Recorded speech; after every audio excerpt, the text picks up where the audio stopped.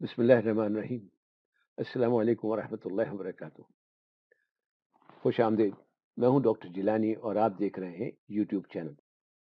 یہاں آپ سیکھتے ہیں شخصی ترقی اور کامیابی کے وہ نسخے اور طریقے جو نہ تو کسی اسکول میں سکھائے جاتے ہیں نہ ہی پڑھائے جاتے ہیں۔ ہم نے پچھلے ویلاگ میں بات شروع کی تھی سننے کی صلاحیت کے نسخہ ساوتری پر، اور ہم نے اس کے 2 جز سین اور الف کا تجزیہ کر لیا تھا۔ آج ہم بات کریں گے اس کے تیسرے جز واو پر، لیکن اس سے پہلے ہمارا آپ سے ایک سوال ہے کہ آپ کا اپنی سننے کی صلاحیت کے بارے میں کیا خیال ہے؟ ہو سکتا ہے کہ آپ ایک بہترین سننے کی صلاحیت رکھتے ہو، لیکن عام طور پر لوگ اپنی سننے کی صلاحیت کا اندازہ ایسے ہی لگاتے ہیں جیسے گاڑی چلانے والے اپنی گاڑی چلانے کا۔ ان کا خیال ہوتا ہے کہ ان سے اچھی گاڑی کوئی نہیں چلا سکتا۔ ہمارا بھی یہی خیال ہے، ہم سے اچھی گاڑی کوئی نہیں چلا سکتا۔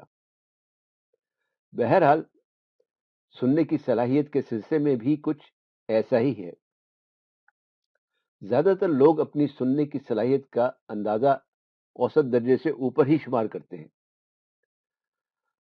امریکہ کی ہارورڈ یونیورسٹی ایک رسالہ نکالتی ہے جس کا نام ہے ہارورڈ بزنس ریویو۔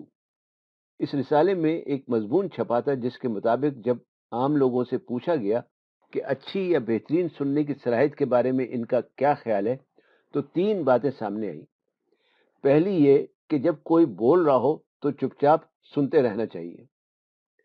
دوسری یہ کہ سننے والے کو اپنے چہرے کے تاثرات، سر کا ہلانا اور ہوں ہاں وغیرہ کر کے بولنے والے کو اپنی توجہ کا احساس دلاتے رہنا چاہیے۔ تیسرے یہ کہ بولنے والے کی باتوں کو اس طرح سے سنا جائے کہ انہیں یاد رکھا جا سکے یا بعد میں انہیں دہرایا جا سکے۔ ان باتوں کے پیش نظر ہارورڈ یونیورسٹی نے ایک پروگرام بنایا جس میں مختلف اداروں کے تقریباً 3,500 کے قریب انتظامی امور کی تربیت اور کوچنگ کرنے والے بہترین افراد کی سننے کی صلاحیت کو جانچا گیا یا پرکھا گیا۔ اس کے نتیجے میں جو باتیں سامنے آئیں وہ سننے کی صلاحیت کے بارے میں عام خیالات سے بالکل ہٹ کر تھیں، اس کے برخلاف تھی، یہ کہنا چاہیے کہ اس کے برعکس تھی۔ پہلی بات جو سامنے آئی وہ یہ کہ اچھی یا بہترین سننے کی صلاحیت کا مطلب یہ نہیں کہ آپ چپ چاپ دوسرے کی بات سنتے رہیں، بلکہ اچھی سننے کی صلاحیت کا بہترین اظہار 2 طرفہ بول چال سے ہوتا ہے، سوال و جواب، گفتگو، بات چیت کرنے سے ہوتا ہے، دوسرے معنوں میں باتوں کی وضاحت کرنے سے ہوتا ہے۔ اور یہی ہمارے نسخہ ساوتری کا تیسرا جز ہے، واو۔ واو سے بنتا ہے وضاحت۔ وضاحت کا مطلب ہے کہ جو بات سمجھ میں نہیں آ رہی اس کی وضاحت کر لی جائے، اور جو سمجھ میں آ گئی ہے اسے اپنے لفظوں میں دہرا کر یہ واضح کر لیا جائے کہ بات کو صحیح طور پر سمجھا گیا ہے۔